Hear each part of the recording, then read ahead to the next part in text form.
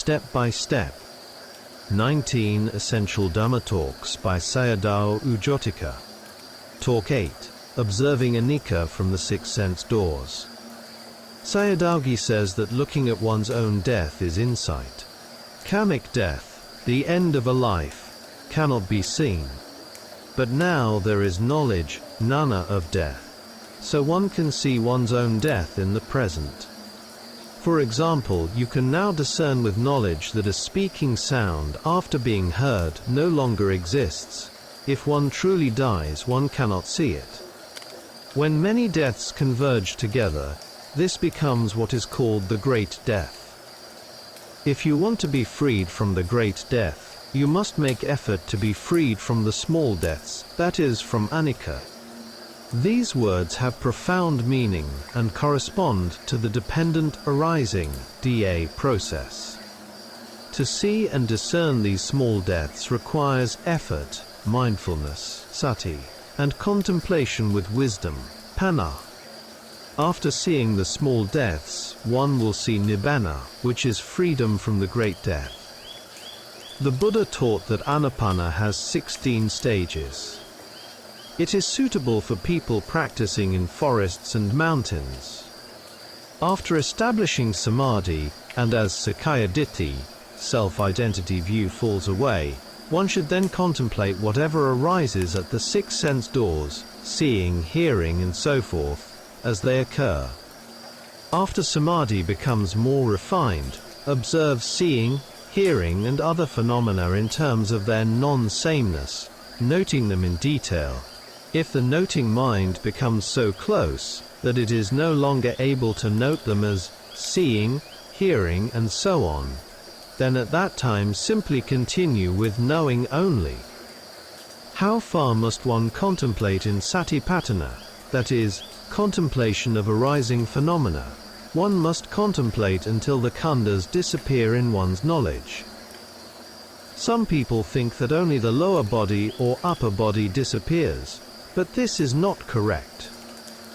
Before the compactness ghana of the body disappears, the contemplative mind experiences wide gaps. Therefore, yogis still know the existence of the body.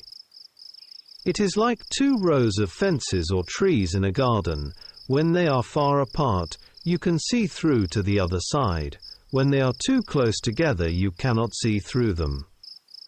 In the same way, there is no time to attend to individual arising phenomena, because the yogi sees the mind series one by one, continuously, in rapid succession. For example, with knee pain. Before, the concept of knee seemed clearly present.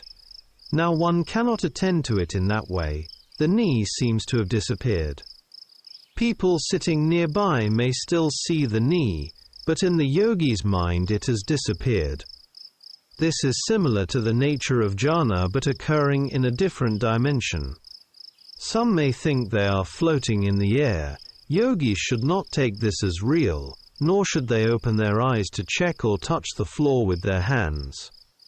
The yogi contemplates form, rupa, by seeing one's own forms, not the external world, and contemplates mind by seeing one's own minds. At that time sakkaya ditthi, self-identity view, falls away. However, this level is still within satipatthana.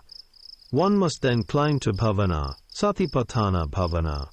At this stage phenomena are not seen as me, but only as minds arising in series.